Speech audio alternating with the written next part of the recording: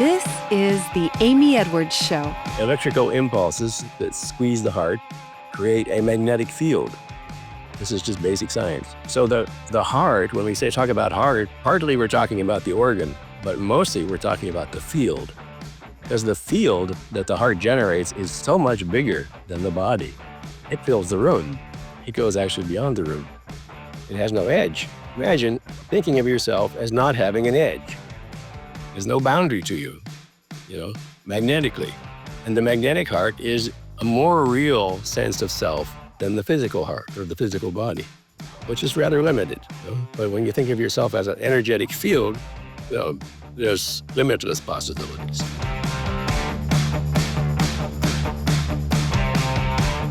Hello, and welcome to the show. I am so excited today because we're learning something about meditation today, and I love some meditation. So I'm very excited to introduce you today to Puran and Susanna Bair. They are the co-founders of I Am Heart. It's a nonprofit and global school dedicated to emotional, physical, and spiritual well-being through the transformative power of heart rhythm meditation, which is what we're going to talk about today. It's a practice that synchronizes the heartbeat and breath to bring the body, mind, and spirit into deep coherence. For more than 3 decades, they've guided tens of thousands of students around the world in connecting to the heart, not just as a symbol of love, but as a real physical source of energy, healing, insight, and personal power. They've written several foundational books on this work, including Living from the Heart and Energize Your Heart in 4 Dimensions, and they're the creators of the Breath and Heart app, which makes these practices accessible to people everywhere. Both of them have trained for over 40 years under renowned Sufi master, and please, I didn't get this pronunciation down before we started, so correct me later, please, but I think it's Pir Vilayat, yes, Khan, yes. And now they carry that lineage forward with a grounded, science-backed, and deeply mystical approach to awakening the heart. So I'm all about heart energy in so many ways, and that's what this conversation is going to expand upon today. And I'm very excited to even learn how to start this powerful system and meditation. And so welcome to the two of you. Thank you so much for being here today. Thanks for having me. Thank you, Amy, and thank you for being open to meditation. Oh, yeah. It's made a huge difference in my life, even just in the smallest way. And I enjoyed exploring some of even just your Instagram with some very basic information. And you do a lot to differentiate between mind meditation and heart meditation. And that wasn't something that I had really thought about. So why don't we start there and just say how you got here and how this has developed for the two of you and what heart meditation really means. Well, Amy, what we realized very deeply by having had a teacher, who was very well trained in all of different kinds of meditation, samadhi meditation and heart meditation, that we live in a new time. The times, one could say there is like a new, 25,000 years started. Some people think of it that way. And so that kind of time that we live in needs a new meditation. It doesn't need the third eye meditation where you leave your body, like what the Buddhist meditation is about, to sit quietly and still and feel the suffering. But you leave the body because the suffering is mainly in the body.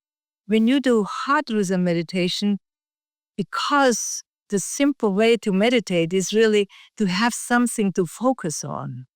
You see, when you focus on the third eye, you don't know when you got the third eye. Maybe the blue light says it. But when you focus on the heart, you actually have a beat. It's very visceral to do heart rhythm meditation. This is why, and the powerful thing is that the heart has a rhythm. Do you see?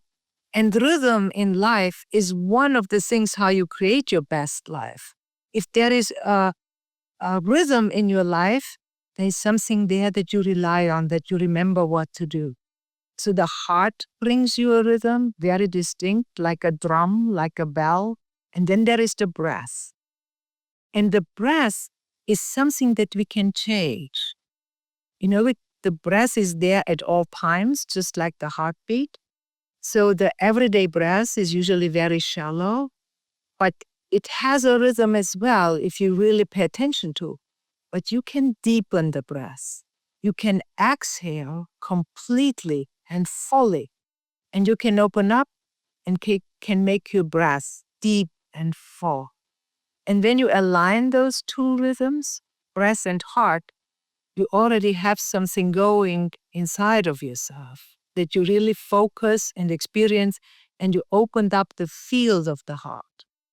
And then when you're already in the meditative states, because those two steps to just create the connection to the heart and to create a deep, full breath is already quite a bit of work for a lot of people. You know, I mean, you're making it sound easier too. And just that makes so much sense. I mean, when you think about anything that involves a rhythm, we're natural, like dancing, let's say, we're naturally getting out of our heads and able to focus on something else. So this makes perfect sense, to just tune into something that's already there that we don't have to worry about. Because I can even get distracted by my breath, like, yeah, yeah, That's right. yeah. So, do you find that people think this is maybe easier once they start this practice in this way? It is easy for people who can feel their heartbeat. You see, so first, when people cannot feel the heartbeat, what is very helpful to them is to feel the pulse, like literally, because we really look for those internal rhythms. Do you see? Yeah. They find those internal rhythms. People have something to focus on. But people are really concerned in meditation, and we have really encountered, people off the street who say, "Oh, meditation," because we have gone through a big meditation wave in the past 10, 15 years, right? And so I want to do meditation. And then they give up because they see how difficult it is to focus and concentrate.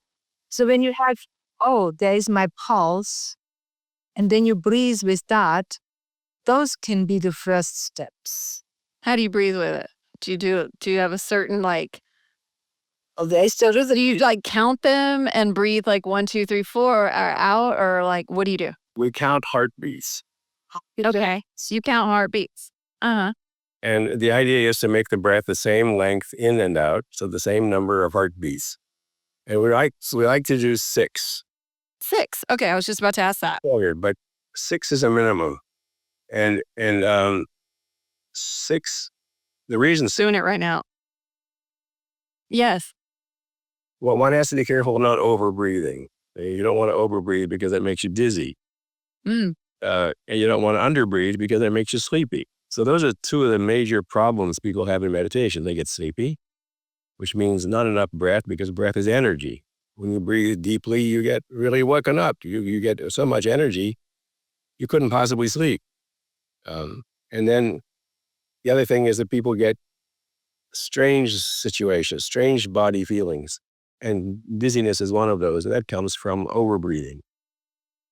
So the amount of breathing is very important. And in the old days, they didn't know the details of this because they didn't have any instruments to measure what is the effect of the breath. The breathing affects the pH of the blood.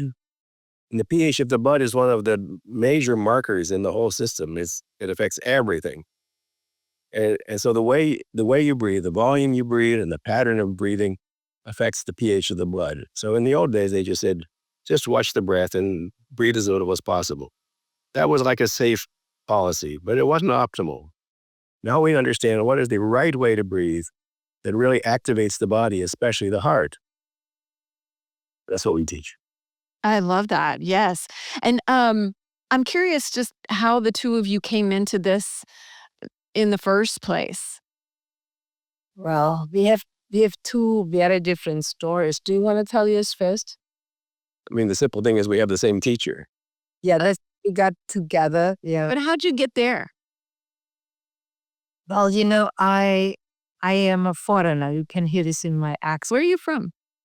Well, that's the longest story. I tell the long story very short. The Second World War had a big effect on our family. my family on both sides of my mother and my father, they lived for 400 years in Hungary. Wow. Hungary is a little country next to Austria, and the borders went back and forth. So for a long years, it didn't matter which way. But when Germany lost the Second World War, because my families are German and they did not intermarry, they could be identified, and they were put on freight trains and were dropped off my mother's family in Germany. They're just like if you take some Americans and send them back home, right? So that was very hard on them because they were very well-established, wealthy families who were confiscated. And so my father's family, we could stay because my dad had worked for the Hungarian army. It's a long story. Wow. And we left in 1956 when there was a revolution against the Russians. You can see how this all still is playing in the world, right? The Russians, the Yes. Americans, the Germans, the whatever. So we actually moved to Austria, where I had a great aunt who was running was the mother superior of a big monastery.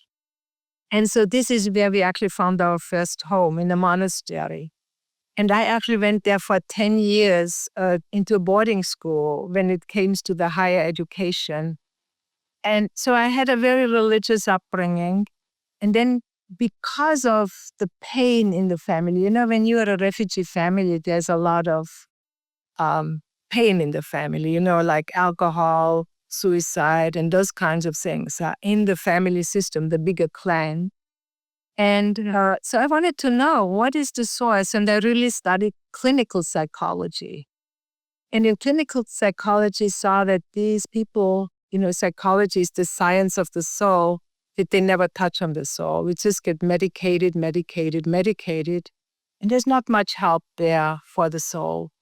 And so this is eventually brought me to America through steps, I did in between. I went to acting school and actually worked on the stage in Basel, Switzerland, and did feminist theater. And Cool. yeah. And then I ended up in New York City, of all the great places in the world. And studied with Stella Adler and Lee Strasberg. And it did not, I knew that was not answering my soul question. And so then by teaching German to an opera singer who was training for Wagnerian operas, because that's where you need the German accent and all, he said, you need a teacher. I'm like, oh man, I had so many teachers in my life, not another one. Because in acting, you have always teachers, right? And I have great acting teachers. I'm like, not another one. He said, no, you need a specific teacher. So after some months, I taught with him for a year or longer German. So I went with him and his wife to Boston. And at Harvard University, that's where I met Pirulayat Khan. And I looked at him, and energetically, I knew that's my teacher.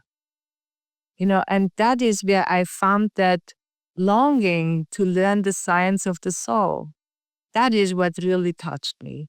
The core of what human life is about. Why am I here? What am I doing in America, of all the places in the world?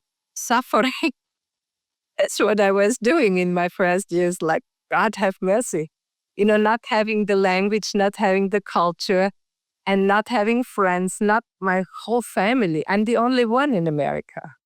So, and I made it because of having found my spiritual teacher. And that's then, I think it was a year and a half later, I was invited to go to France to a meditation camp up in the Alps, like what? How many? 10,000 of feet? I don't know, 3,000 meters. That's where I know, up in Chateau Carras. And that's where I met Puran Bair. And a few years later, Hivilayat asked us to create our own school. And that's where we were then challenged. Okay, now Susanna, teach meditation, Mhm. And so we really needed to get very down to earth. How does meditation work? And that's, he gave us some hints. And when you have your heartbeat and when you have your breath, you can sit still, because the first challenge in meditation is to sit still. And then you have something to focus on and to concentrate on with breath and heart. See, and at one point, your breath, your oxygen levels, you feel you're breathing energy. You're not breathing air anymore, you breathe energy. And when you start breathing energy, you start experiencing light as well. And light travels at 186,000 miles a second. Aren't we all breathing that all the time unconsciously? Maybe it's just a more conscious way of tuning into the energy that we're breathing in the light. You got it, but we're not aware of it. But when you sit still, you all of a sudden feel, well, I can connect with my mother and I can heal my trauma or my whatever by sitting here and being in my heart. It's actually all there. That is what the realization and the experience is, that wherever you go, it goes with you. And you can, by having a tool, a transformative tool, which is the breath in the heart, you can transform your traumas and you come actually to the more inner space of your heart, which touches your purpose, which touches your meaning. What do I really have to do? And how do I contribute and make all those things work in my life? So it created a kind of happiness inside of myself, that through this long meandering of, coming from wherever I come from, to be able to touch human lives in a very deep way and create transformation. And do you feel like through this practice in your life, it has healed a lot of that generational trauma and unrest? Big time, because what we learned, what you can do, not only work for yourself, for a long time, you work for yourself, you feel the traumas within yourself, and you use the breath to actually breathe into those traumas with yourself. Instead of leaving you, the breath you feel has so much energy that you breathe into it. And then you can actually rub too on your ancestors, on the whole lineage. Yeah, ancestral lineage, of people that are actually not here in this physical life. I have a sister, you ask with deep questions, Amy, I can't help you. But I have a sister who committed suicide after she was in a Carmelite order. And she was expelled. And because that order has vows, that she never could break her vows. As much as I tried to get her to psychiatrists or therapists, she never showed up. I was like, why on earth aren't you showing up? Why don't you open up? I can't. Her voice was just, I can't. Come on. And what I realized, she could not break her vows. I'm so sorry. Silent order. Silent order. Wow. And yeah, that's the intense religious stuff that goes on. And this is what really, I had a deep, deep need to find some other spirituality than this nonsense, excuse me that I call it. I want to be respectful. I agree. Yeah, it is. I want to be respectful, but from the traumas that are in my family, there's a blessing, always there's a blessing in whatever deep stuff you go through. My sister, because I was very close to her, I could connect with her aftermath. For the next 20 years, she showed me actually what life is like after you commit suicide. Wow. And how she found her way through, where she at one point said, I'm through it now, and I'm going to move further and I won't communicate with you anymore. It's like a gift, dude. Yeah. Wow. So I'm not sure if it's what you expected, but that's my story, Amy. No, thank you for sharing that. And that's really powerful. When people think about this type of meditation, they are thinking like, what does it mean as far as connection and connection to your own heart? And all these things are connected. There's so much that we don't know. And it's really powerful to hear those experiences for you, because it just could open people up in ways that they might need, not even know they need. So, yeah. Puran, I would love to know more about how you got here as well. I spent a lot of years as a young man in the peace movement during the time of the Vietnam War. And I was a resistor. I was a draft resistor. I encouraged other people to resist the draft. And we thought if we could stop the draft, we could stop the war. So I put myself in danger. I committed a felony of refusing the draft intentionally. Actually, I wouldn't have been drafted, except that by protesting, they tried to draft me without. I had exemptions. I had lots of exemptions. Wow.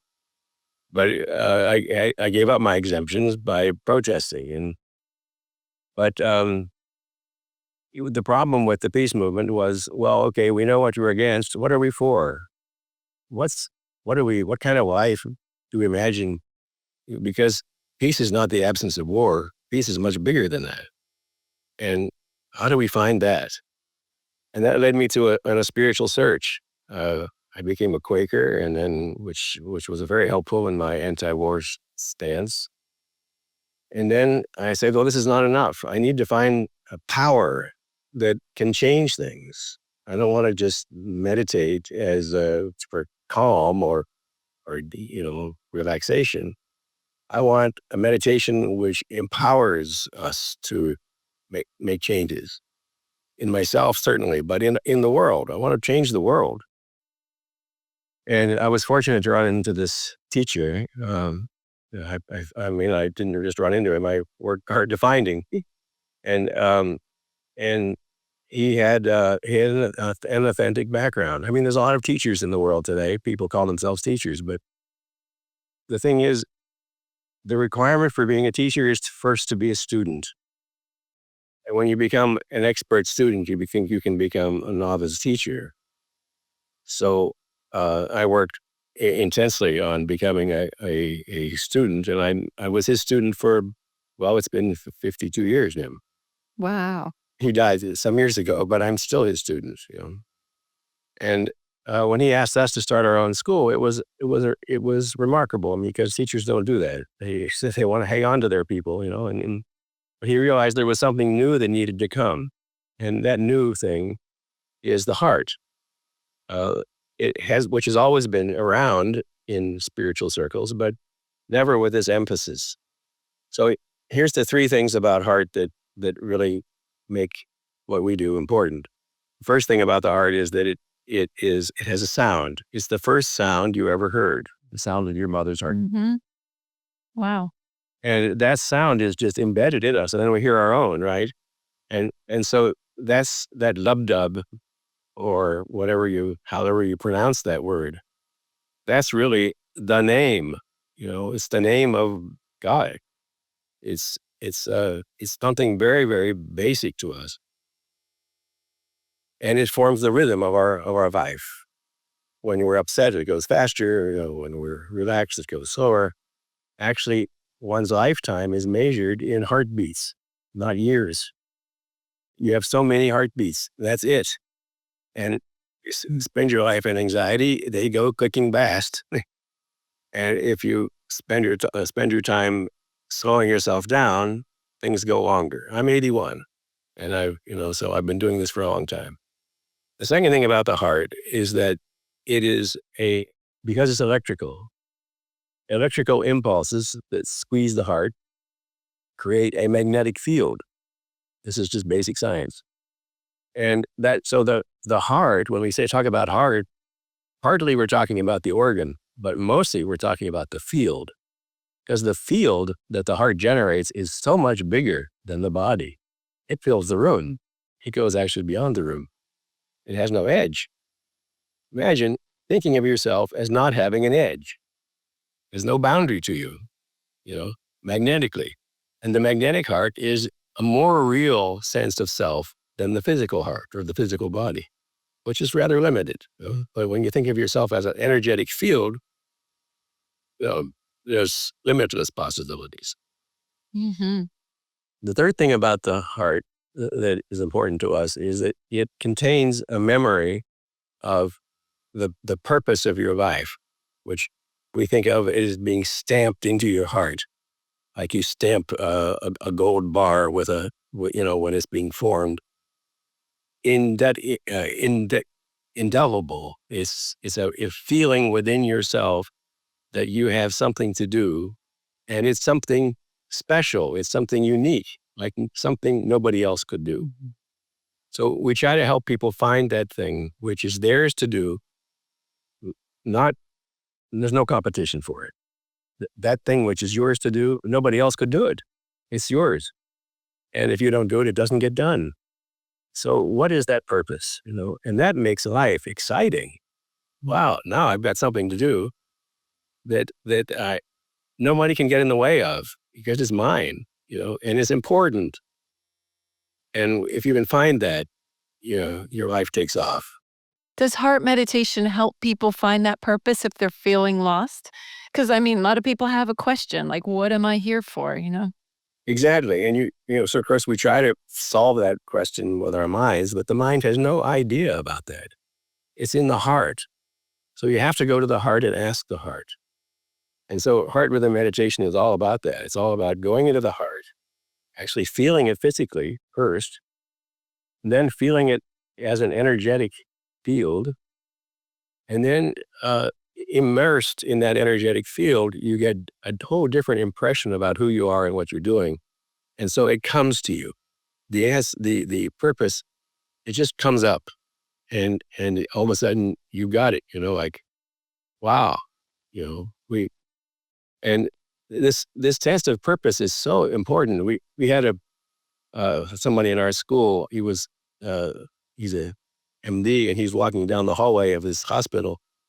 And all of a sudden he heard a voice, as if somebody had walked up behind him. There was nobody there. And the voice said, "Purpose."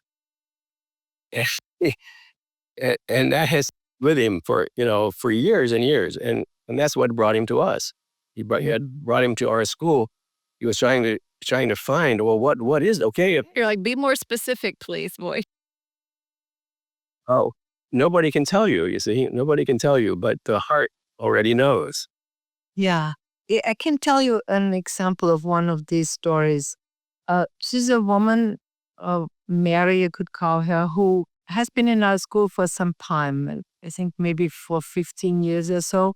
And as it goes, as we tell, she learned how through the meditation and the field and all. And the beginning, when people come to a certain step of realization, they really deal with the wounds of their family and, work that through the breath in a different way than it usually goes through talking therapy. A lot of people have gone through therapy when they come to this kind of meditation. And so I'm jumping forward, she is a great contributor to the school. She teaches heart rhythm meditation. And in the last year, in 2024, actually, she found out that she had step 4 cancer, going every year to how do you say, to your mammogram and all. So she was devastated. She called me up. She said, "Susanna, what am I going to do?" So I really met with her for 1.5 years on a daily basis. That's not what we usually do. We have mentors or coaches, and we meet only once a month because people are supposed to meditate, and we see how their meditation go. But she says, "Susanna, step 4 cancer." And so she went actually through all the treatments, chemotherapy, and she had a mastectomy, but just on one breath. And I was with her with all these different stages. And at the end, she's not at the end of that sense that she's healed, but she is through all of it. She has her new hair growing in, which is all of a sudden very curly and blonde. She used to have dark hair and very straight. Now she decided that she's going to give all her money that she creates a fund for the Black people in her community to help them to pay off their mortgages. Wow. That's like an incredible shift in that woman. Yeah. She had always had a heart for other racials and racial communities and so on, but to take her own personal money to create a trust fund for this group of people and look for other people to contribute, to look for other to fund this kind of thing. It's like a big shift for her. And see, there is this kind of steps that we know with the purpose. In the beginning, it's very personal. And when you go deeper into the heart and further into the heart, you actually feel the suffering of others more strongly. And you see, how can I make a shift and change in that? And you create more that what you love, what your heart cares about. I mean, in her early years, I didn't tell the whole story. She was a teacher, and she actually was at the university Montessori educator. So she had to earn her own money. It wasn't that she just lived in wealth, but she accumulated some wealth, and that's where she gives her wealth to. I think that's just a real great heart story. It is. It's beautiful, and it makes sense with what you say about, the electromagnetic field. I mean, of course, you're going to be more sensitive when you're more tuned into that and actually tune into what other people are feeling, right? I mean, scientifically, it seems like it would be reasonable to say that, don't you think? Yeah, big tell. You both have really powerful stories. I'm sorry, I didn't mean to interrupt you. What were you going to say? We have this other great story, but maybe you want to tell it. It's a great guy who worked in our school, and he works with other people in very deep ways. He's actually a great therapist, an unusual one. But his personal story is that he was heavily, heavily beaten and abused by his father. And believe it or not, we think through heart rhythm meditation, at the end of his father's life, he had his father live with him the last 10 years of his father's life. Wow. Which is he overcame this trauma, right? And of course, for most of his life, he wanted to avoid his father. It had nothing to do with him and so on. But at the end of his life, his father was in need, and he said, "Okay, come live with me." And the ability to do that, he attributes to his meditation. Because his opening of the heart that allowed him to overcome the past and the difficulties there. And actually not just overcome them like in forget or something, but to integrate that. Like, this is part of our story. And this is a new part of our story. And it's the whole story together.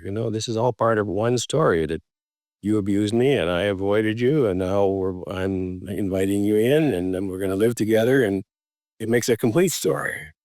Yeah, I think that's really incredible too, what you just said, because the word forgiveness can trigger a lot of people, I think. And there's a difference with what you just said. At least to me, it sounds a little bit different. Would you differentiate that from forgiveness?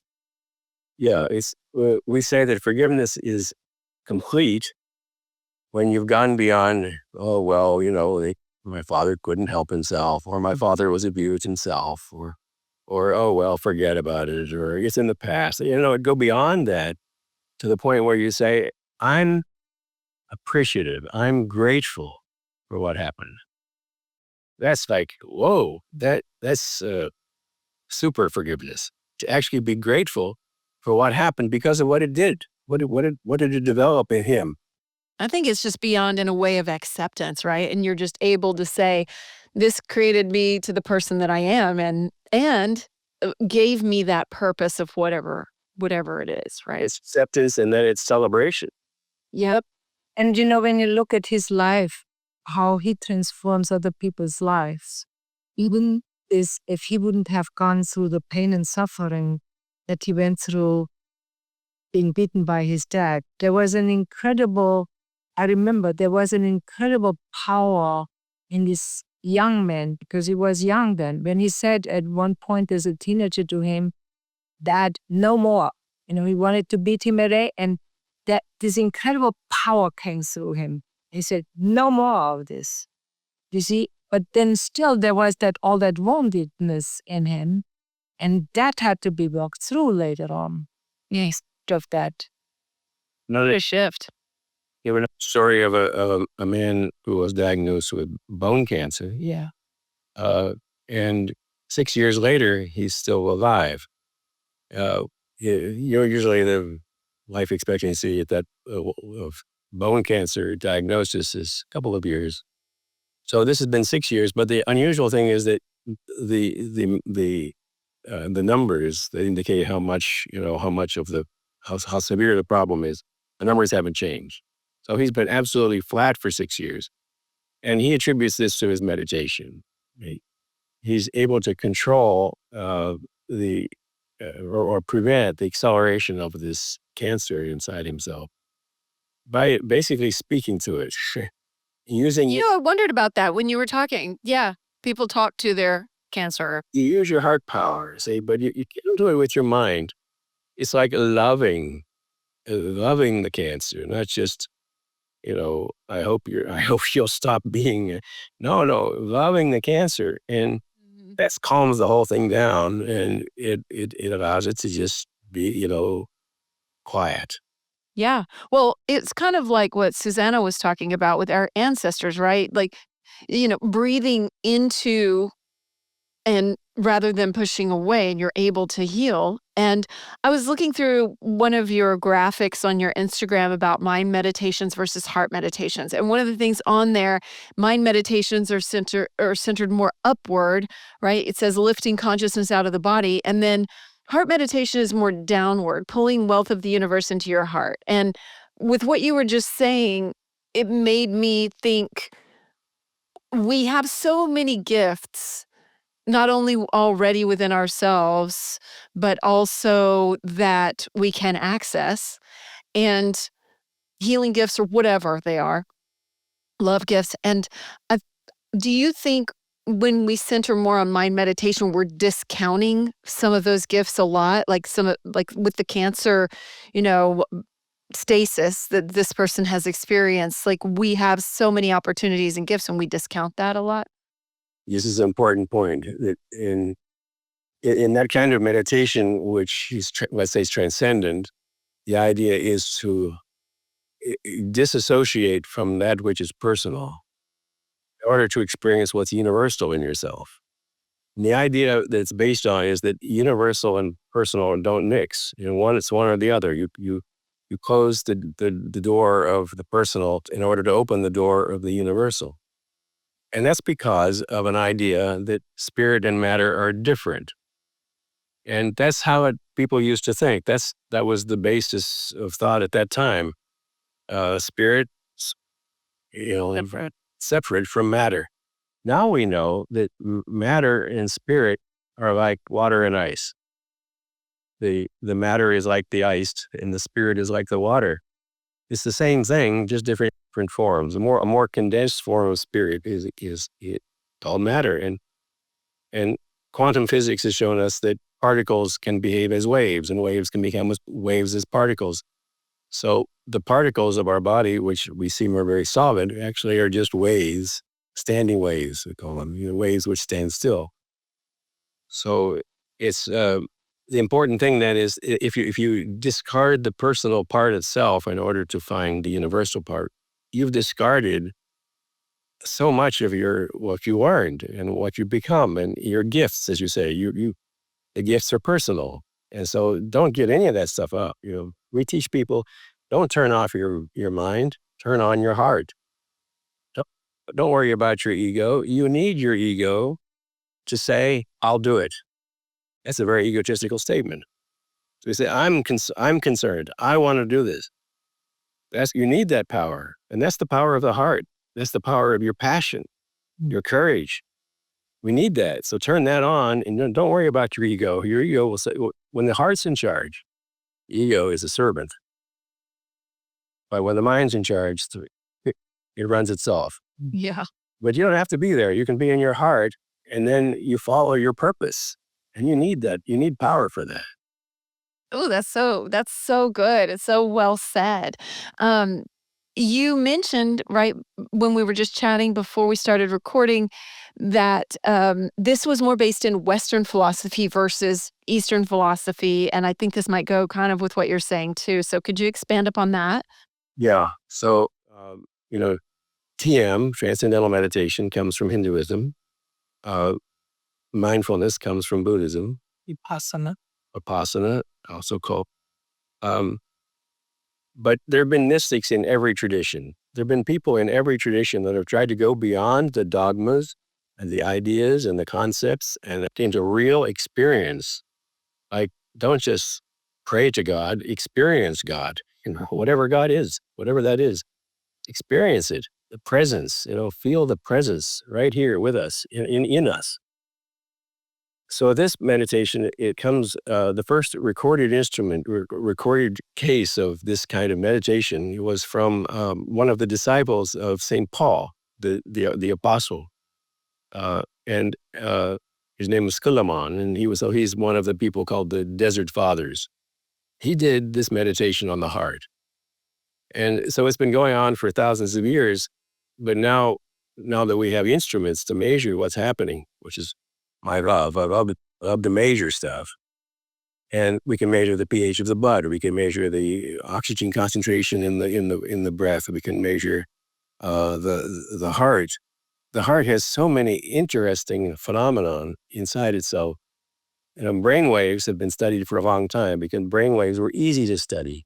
All you had to do was amplify them. But the heart required computer analysis. So the heart has been laying there. We weren't able to see its secrets and decode its meaning until we had computers. So it's only been since the 60s or so that we've had enough computer power to analyze what's the heart telling us. And it tells us in its rhythm. The rhythm is not steady in the heart. Interesting, the heart's rhythm is not steady. It's not supposed to be steady. If you have a steady heart rhythm, very, very steady, you have a pacemaker. But what the heart does is the heart wiggles. It might be 1 per second on average, but it won't be every second. It'll come a little early, a little late, and that wiggle is called heart rate variability. And that wiggle in the heart rate is encoding your emotional state. So when you broadcast into the world your magnetic field, it carries that same coding, that same information is in the field, and everybody feels it. So you can feel without any speech. You can feel if a person's upset or calm. You feel it. You see, the mind has to work through the senses. But the heart has its own sense. It's the magnetic field. It feels the magnetic fields of others, and it sends its magnetic field out to them. So there's a direct communication heart to heart through the magnetic fields which are interacting. And that's information in that. Do you find that after so many years of practicing this, y'all can control your heart in certain situations if you're maybe experiencing a fight or flight kind of a response or something like that? Oh, big time. We actually speak in the school of different wounds of the heart. Some people have more a frozen heart.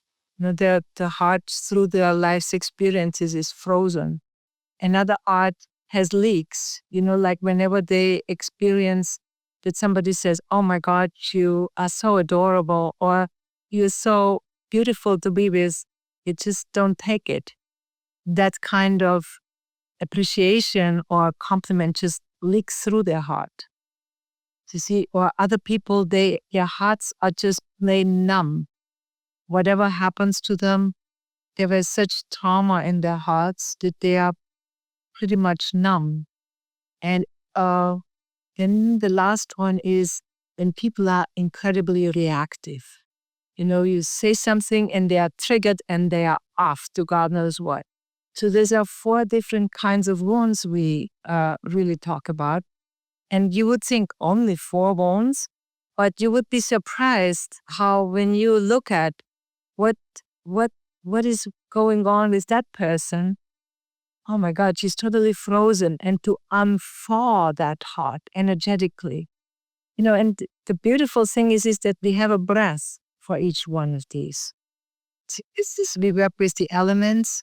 So for the frozen heart, we use the fire breath, right? Because there's actually a lot of To melt, yeah. it's to melt, right?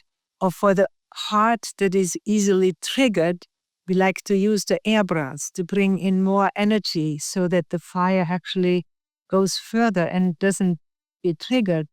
And for the heart that is sort of leaky, everything flows through it, and it's like a diarrhea of the emotion.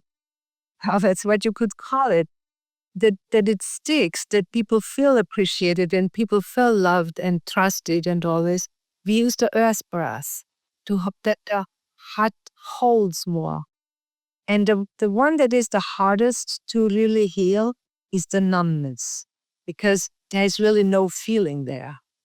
You see, as long there is feeling there, you actually can easily do something with it. But the numbness, you use the water breath. You like to soften it. You bring gentleness in there, kindness and adoration and sweetness and love, really. So it's earth, water, fire, air, or as you could say, peace, love. Fire is like sort of enthusiasm or spirit. And the air part is more like sacredness, in sacredness to the heart. So those are, in a way, simplified version. It's not simplified because to learn this kind of breathing practice is because what's interesting about it, with one, you inhale through an open mouth and exhale through the nose. With the other one, you inhale through the nose, exhale through the mouth. With the other one, you inhale and exhale through the mouth. And you would say, when I learned this in the beginning, I was like, as if that would matter. What does it matter if I inhale through the nose and exhale through the mouth?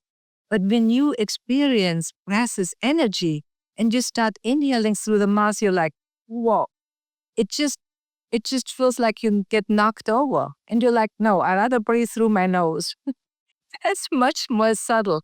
That's when you experience energy. And that's when you know that your client, your student, works with energy rather than air. When you just do air, it doesn't matter which way you breathe. You see often people, we have one client, Amy.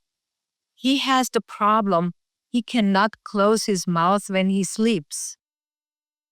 And he has severe sleep problem. That's a problem. Mouth breathing when you sleep. Yes. It's a big problem. He has big problems and he has big trauma. So he came to our school. He is pretty new. He came to our school to really get help with sleep and to keep he says, I tape my mouth shut at night and his mouth still opens. God have mercy, what's going on with him, right? And this is the kind of cases we get, and we're very touched by it. And he starts slowly, we say, learn how to breathe. I was going to ask you what still surprises you about the work that you do since you've been in it so long. So that's probably a pretty decent example. Can you think of anything else like that still surprises you about this? We have a beautiful couple. It's a lesbian couple. And they came into the school, they were already lesbian, but we learned their stories, how and why they become lesbian, which is, I think, always an interesting thing because in our society, it's still quite a risk, especially in the current society, to be lesbian. And most recently, one of them had decided to have a baby. And it was through artificial insemination, which they both decided to be part of. And it had a lot of effect on their relationship, and to watch that and to perceive this because they were always very, very close. I personally thought they were an incredible couple, really very supportive of each other. And, the way how they financially survive and thrive. And this baby has brought a lot of challenges in their life, in their personal relationship, They do because that. Babies do that. Yes. but they're both women. And the other one, the baby came to the world, and I think a week before the baby came, the little girl, the other one's dog died. It was her dog, and the dog died. So it was like a triple whammy. But you know what is fascinating about the couple was like as soon as, I don't want to mention her name, Mary, I call her too. As soon as she announced to the world that she's pregnant, an incredible community gathered around her. People came out of the woods that knew about the lesbian couple in our community. And they got so much support, so much love. And we're like, there's no worry, no concern about, because that baby attracted all this wealth to them of other people, of other support, of deep, deep love. And that is what surprised me, because I was like, how are we going to make it? Because I knew about their strong relationship with each other, and to invite new life to it. It's between a heterosexual couple, a challenge, but it's different, I think, with a lesbian couple. So Both of her parents, the mother's parents, are in our school as well. and they're in our school. So Yeah. it's an amazingly supportive community. The parents came to the school because of the daughter. Yeah. And And but the community this work of the heart, it attracts the best people. And the person who married them, they had a wedding, a beautiful wedding together. There were 250 people there. And the person who married them is a student in our school. She's a teacher and student, and she married them. Said, well, it's just these events, but it surprised us that this is the way how this went. That's beautiful. Yes. You you you your school is a nonprofit, which is really cool. And do the majority of your students go in person, or is it worldwide online? Mostly they're all over the world, so it's mostly. Yeah. We have some people that we've been able to work with personally, one to one-on-one. They live nearby or something. But yeah, it's 99% online. It's just a wonderful community of people that are all working with their hearts to make their lives better. Mm. That's as simple as that, right? Like that when you say it like that, it just sounds so accessible and it makes so much sense. It affects other people so much. Usually people think of meditation as something personal, like I'm going to meditate and it's going to make me feel better. But the heart rhythm meditation is for the community. Yeah. We have kids, for instance, who say, "Mama, did you meditate today?" Because they feel that Sure, they can tell. Yes.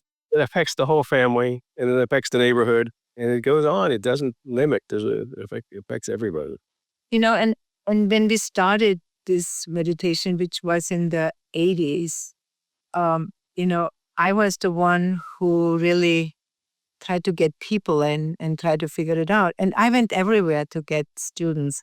I went into elementary school, high school, colleges, hospitals, nursing homes, and I went also to preschool. I sit down with the little kids, and you wouldn't believe, Amy, when you sit down with little kids, 3-year-old, 4 years, you sit in a circle and you say, let's put down our hand on our heart and let's share with each other. How was your day so far? Oh, these kids, they tell you, oh, my mother, when she brushed my hair really hurt. They tell you right what's on their heart. And they feel their heart. There is no little kid, Amy, that doesn't feel their heartbeat. But when people turn 6, 7, 10, 15, they don't feel their heartbeat anymore. That is the interesting thing. We have some teachers in the school. We have one in Germany in particular. She works 100% in schools. And she teaches especially boys how to touch. She teaches boys, they are middle school kids or elementary school kids. And they have to ask each other, because she teaches them certain practices, if they can touch each other because they're so aggressive and beat each other up. And here they have to ask, can I touch you? And then later on, they come to the heart. But what I wanted to say about the little kids is that they all feel their heart and they know how to speak from the heart. As grown-ups, that's what we have to learn, to feel our heart and learn how to speak from the heart, to express our vulnerability. Relearn, I guess, remember. Exactly. And my dream is to create a generation of people that have never lost a connection to their heart. That's beautiful. It's a beautiful Not dream. bad, Amy. We have a different society. Yeah. Um, cannot agree more with that. That's That's right. And we are far away from it, Amy.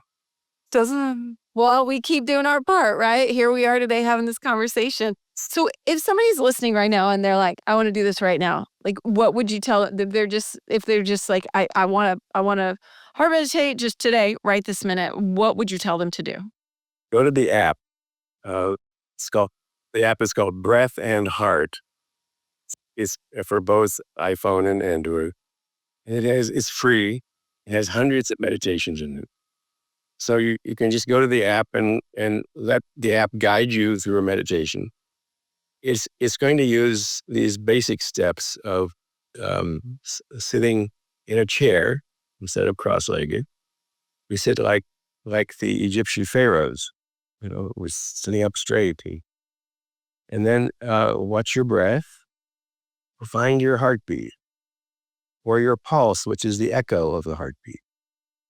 Count those heartbeats as your timer. It's your internal clock. And that, and this is the app. Okay. You know, I'll definitely put a link in the show notes too so people can just click through. So, yeah. There he is. There it is. So there's a circle. It goes around the circle, but it's not going by some automatic clock. It's feeling your own heartbeat, and it's making steps around the circle according to your heartbeat. So Wow. linking your breath to your heartbeat, right? And then so you breathe in 8 heartbeats, breathe out 8 heartbeats.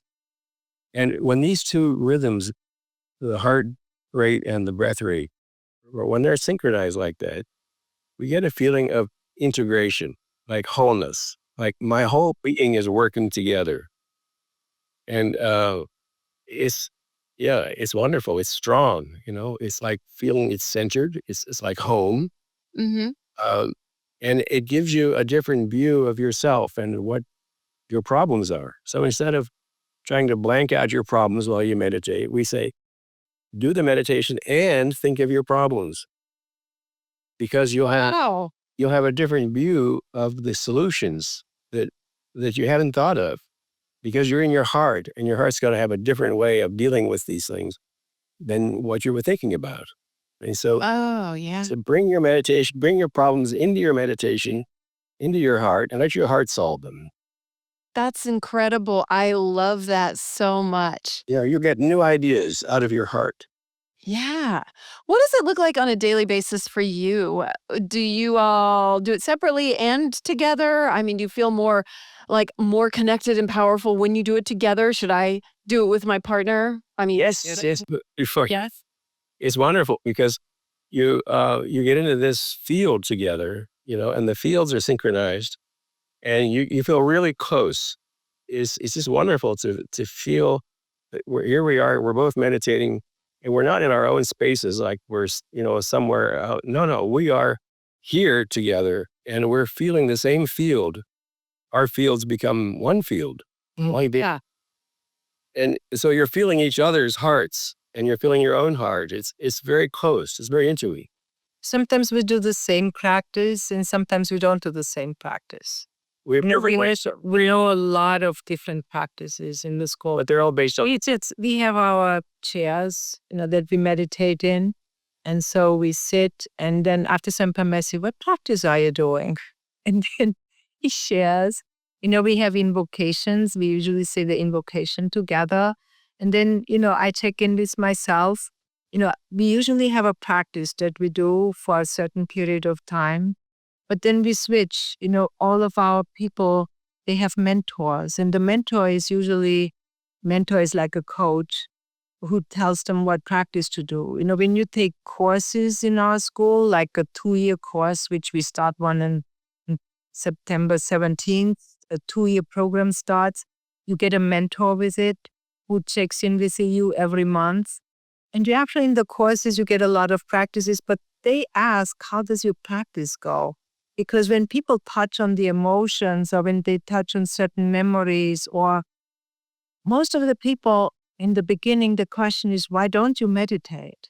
They learn the practice in the class, And then you ask them, are you doing your meditation? No. Why not? I don't have any time. You wouldn't believe how many people don't have time. They pay for the course and you're like, how come you pay for a course and you don't have time? And there's an avoidance there.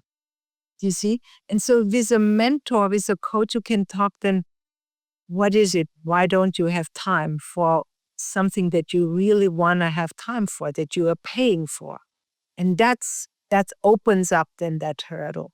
That's why, because see, with other meditations like with TM, you don't have this. In TM, in transcendental meditation, you have your practice. You sit down and you do your mantra and you breathe very little.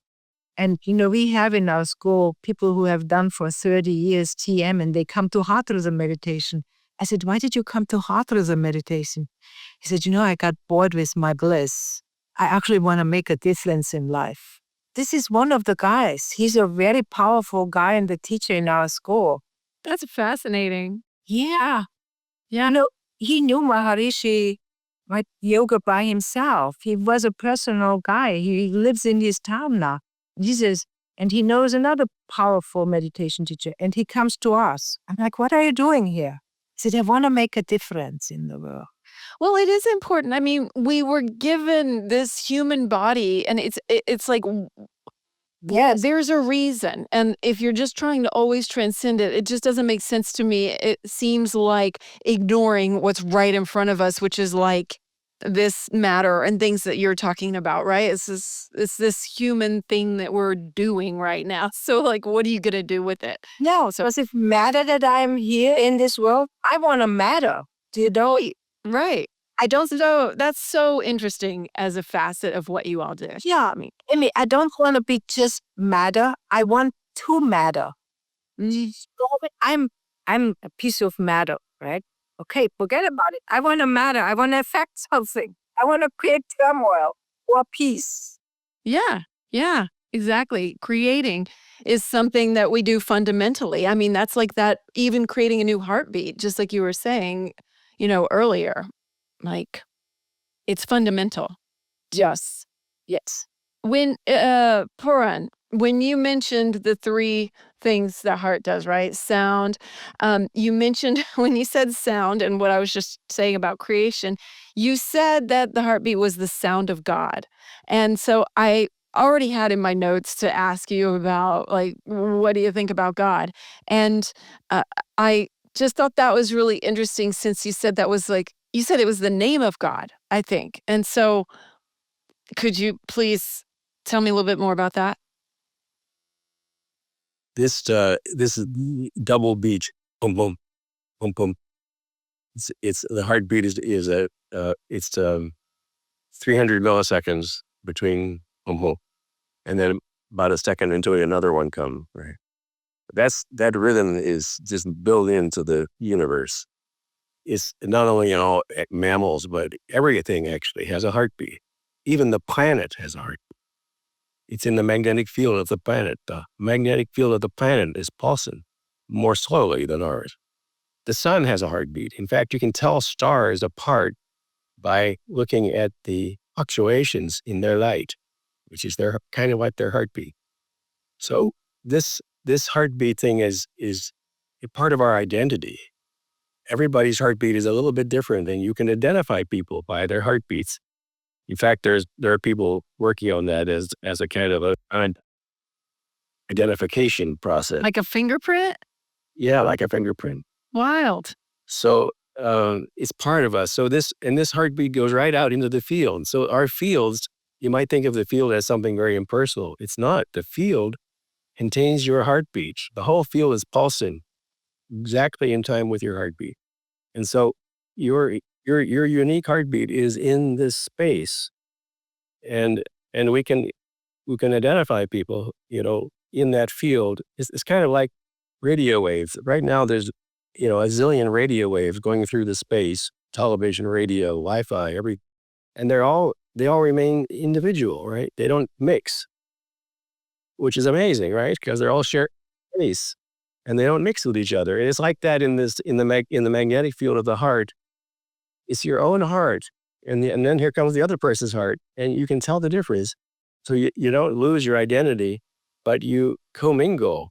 You're entangled with each other, to use a quantum physics word. And you meet each other in a very fundamental way. So yeah, we say the heartbeat is like the name of God. Because what's God? It's some kind of basic rhythm and energy inside everything. And everything seems to have a heartbeat. And so in some languages, they've used that double beat as their name. For instance, Allah. Allah. Allah is the name for God in some religions, not just Islam, actually. Some Christians use Allah, it turns out. It's a nice little word, but It is. whatever. I never, ever have heard that or thought of it like that. That's so cool. It's yeah, it's interesting, the religious aspects of meditation, because there have been mystics that say in every tradition, and every tradition has some kind of religion. People get born into a religion, right? But don't be limited by what you're born into. Find out what is your religion, what is your belief system, what is your ideal, what do you think is the ideal for humanity, or what you can become. That's God, whatever that is. Yes. Thank you. Yes. Amy, one last story. The Egyptians have this great scroll where they show where the god Ma'at is there with a scale, and on the one side of the scale there is a feather, and on the other side of the scale they put the human heart. All other organs they take out from the body, but the heart, they live in the body, in the mummification or in the further transitioning. And so they put on the scale the heart against a feather that is very, very light. And when the heart is as light as a feather, you go into eternal bliss. You move on. But when the heart is heavier than a feather, the heart is being fed to a crocodile. This is their view of the afterlife. And it's a very fantastic view, because what's it say? It says your job in life is to make your heart light. If you succeed at that, you have an afterlife. But if you can't make your heart light, you're doomed. And that is pretty much our principle too, to help people make their lives light in whatever they deal with. If they deal with making peace or making money or making time or making love, whatever they are trying to do is make your life and your heart in particular light. All this kind of, desires or wishes or jobs or occupancies we have, try to move through the stage where your heart becomes light, if you can, rather than heavy and heavy.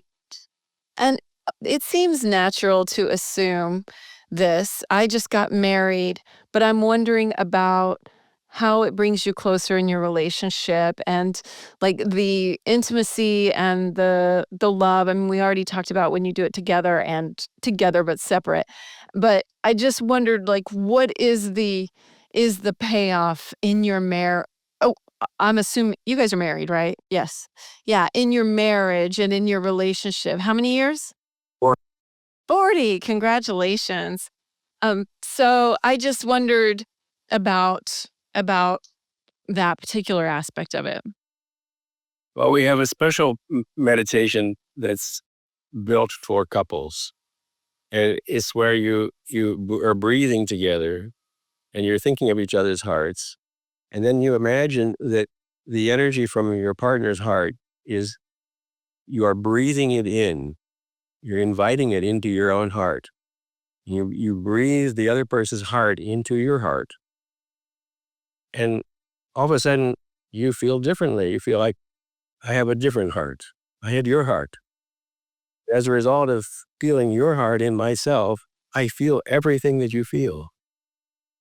And I even feel like my body's different when I do this with closed eyes.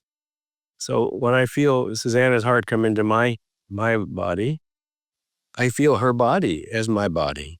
I feel her emotions as my emotions. Her thoughts are my thoughts. And it allows people to know each other at such a deep level. I don't know how marriage survives without this, because people make so many assumptions about each other, and they're wrong. People are not the way you see them. People are not the way they appear. You have to go inside to find who they are. Inside the other person. You need the inside access. And you can get that through heart rhythm meditation. You really feel what the other person feels. Wow. That's so beautiful. Thank you for sharing that. And I can't wait to do this. I feel like my husband and I naturally do it. He's so heart-centered, like, he always wants to put his hand on my heart, be heart to heart, things like that. But being more conscious about it and what you just said about breathing it in is such a cool and simple tool that you can use for connection, much deeper connection. How beautiful. I love that so much.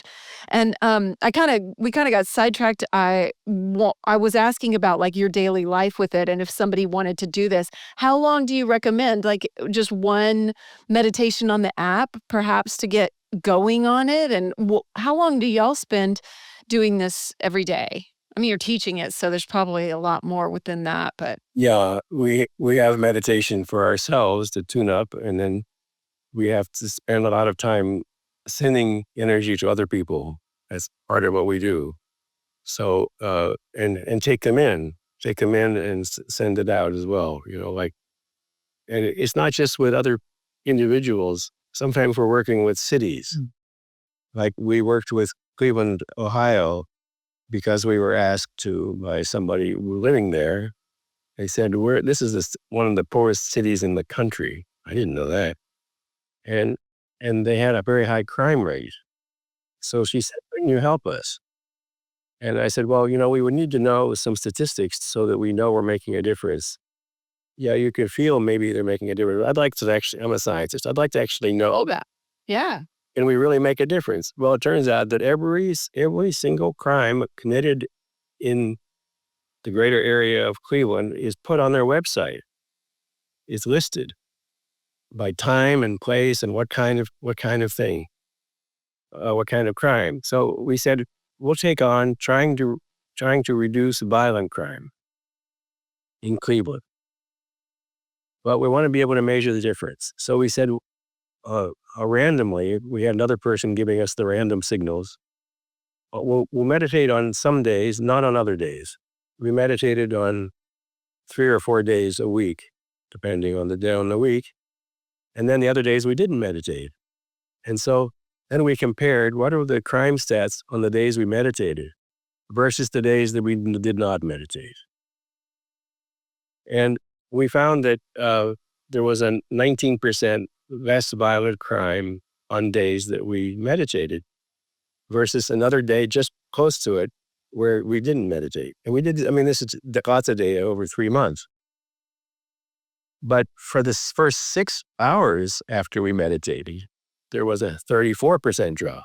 So that shows us that, okay, right away, there's a big change. And it dissipates some over the next 24 hours, but still a 19% drop in violent crime means fewer people were killed, fewer people were raped in a city 2,000 miles from us in Tucson. Now, the way we did that was not by sending energy to Cleveland. What we did was we brought Cleveland here. We breathed in Cleveland. We did this together, 3 o'clock in the morning, 6 o'clock in Cleveland. Breathe in Cleveland and said, I'm Cleveland. And she said it. And then that means that everything that's happening there is happening here. Now, I know how to take care of myself. So if I have anxiety, if I have feelings of jealousy and anger and so on, I can deal with that, right? So now Cleveland's feelings are my feelings. So now I know how to deal with that. And I resolve those feelings in myself.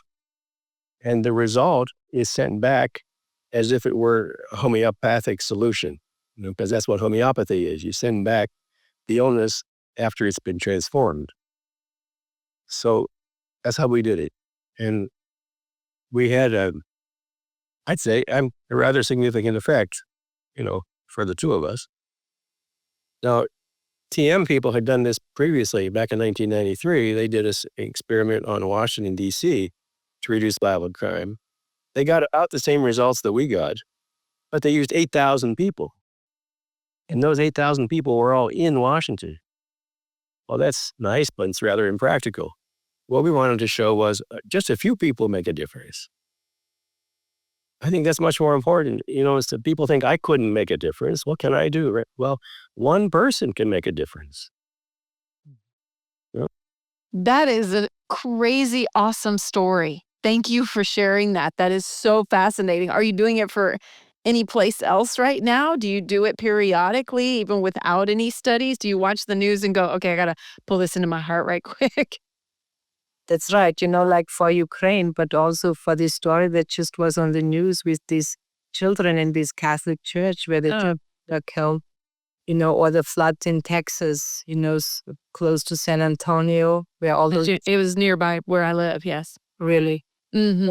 or for the Gaza people, I mean, it's just unbelievable. What they go through. It's very hard to understand. It's all beyond understanding, but that's where the heart comes in. But just come back to the personal practices if you want to start out with the meditation. For some people, it helps. If I say this to people that start, try to sit down 10 times a day for 2 minutes. See if you can sit still and feel your heart. Put your hand on your heart or on your pulse and see, what does my breath do? Can you breathe slow, full, and deep? And if you do it for 3 minutes, it's a lot.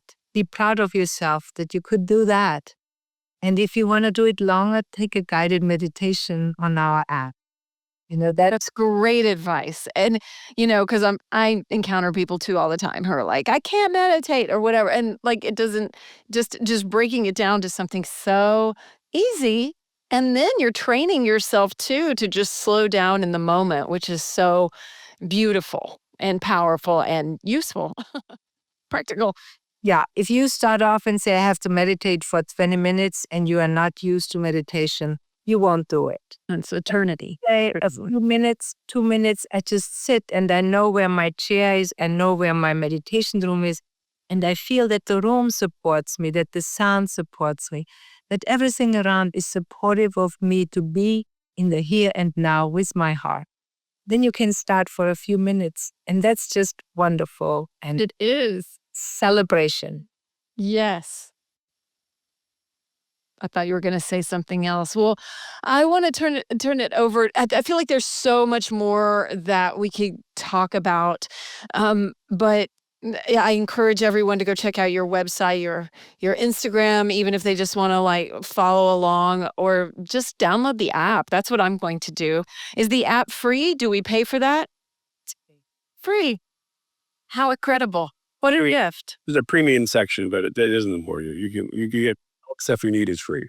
We have also on our website, we call it the studio. There are meditations every day, 7 days a week, at different times for the different time zones. And there's a live teacher on it for an hour, and you teaches a meditation. And depending on who is there, you can ask questions, you get answers for the questions. So that's 100% for free. It's free, yeah. There are a live Beautiful. that you can talk to. Awesome. Well, as we're wrapping up today, what would you like to leave everyone with? And if you'd both like to say something before we go, that would be great too. Well, just my message to everybody is everybody has a heart. There's no human being that doesn't have a heart. And when we work with the heart, we learn how to see people, that they are really open and available to connect, and that there is a deep, deep hunger in us to realize that we are one being. That the colors, the languages, the cultures, all of those are there to penetrate through to the heart, where we experience love and unity and wholeness. And that's the vision of the heart. So beautiful. And I would say when you're meditating, use emotion. It's not mental ideas. You have to feel something deeply, incredibly strong. What is your passion? Feel your emotion when you meditate. It's in your heart. That brings you to your heart. Mm. All right. That's so incredibly beautiful. Well, iamheart.org is the primary place that people can find you, and through the app as well. Is there anything else you'd like to add if people want to work with you? I know you said you have a new 2-year program coming up, and you have a lot of ways that people can be certified, it looked like on your website, or become teachers themselves, correct? Yeah, sure. Yeah. Teachers. Yeah, be here. So the site is IAM. It sounds like I am, but it's actually 3 letters. IA, right? IAM means I am, right? I am Yeah. heart.org, and then /gift. You get something for free. Oh, beautiful. Oh, wonderful. Thank you. I'll be sure and put that in the show notes as well so everyone can access your offerings. And I just want to thank you both so much. This really impacted me. I was very excited to talk to y'all, and I got a little teary. I don't know, I just felt emotional a few times during our conversation, and that's just that heart connection, and it's just really powerful. So thank you for all you do and for making time today to sit down and talk to me. Thank you for having. Wow. I really did get teary, like, a couple times. Even just telling them that there at the end, I could feel myself kind of getting choked up. I don't even know what it is, right? It's just a connection to heart and purpose and love, and it can be really overwhelming sometimes. In the best way, overwhelming in the best way, right? Crying joy tears. I don't even know what it is. There could be hormones involved. There very well could be. Who knows? Oh, but I do want to just say a huge thank you to you for being here today. I mean, I just was so moved and loved that. And you know what? I'm going to share a link to this really cool Instagram post that they had. It's their Instagram is I Heart Meditation, like the words all written out. And so if you want to go check that out, I'm going to share this Instagram post so you can go straight to it because I found it really fascinating about mind versus heart meditations. And like I said, there's so much more that we could talk to them about that. What incredible people and all that they do. So yeah, thank you for being here. My gosh, are you ready to download the app? I'm literally going to do it right now. My altar and my meditation spot is over here. And you guys, I have been off my meditation practice. I mean, I sit outside. I guess I can't say that really. It's not as focused and intentional as it has been in the past, where I would sit down and like, I am meditating now. Now I sit outside and I just stare off into nature. And that just feels good to me. And I think we go through different phases of it. So if it changes for you, if it evolves, if it just shifts, let go and just be in that space is my advice. That's what I've been doing. And now this just feels so right. I can't wait to download their app. I'm so excited, and I will keep you posted when this comes out of how it's going. So watch my stories on Instagram for that. I'm going to share that. You can find me at Real Amy Edwards. And of course, if you haven't subscribed to the newsletter yet, please do. I would love to be able to connect with you there. And you can always reply to the newsletters and reach me directly. And DM me too on Instagram at Real Amy Edwards. Whatever you want to do, I'm easy to find. And I love to hear what you think, how the show might have impacted you or something that stuck with you. I'm very, very curious all the time. So please follow the show. Follow us on YouTube at The Amy Edwards Show. I'm due for a hair re-up next week. Feel like I took a beating on my honeymoon at the beach for a week, whipping around in the wind.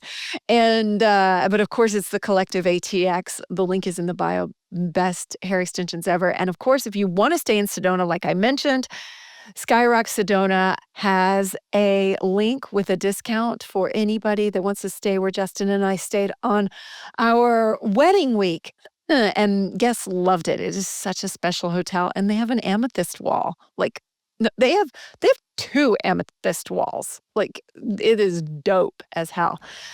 Big thanks to Podcast Magician. They are our editors and do all the behind the scenes magic. So thank you to them.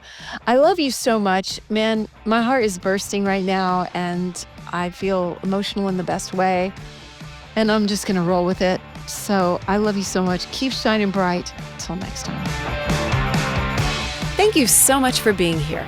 Please rate, review, and follow us. And we'd love to hear your feedback. Keep shining bright.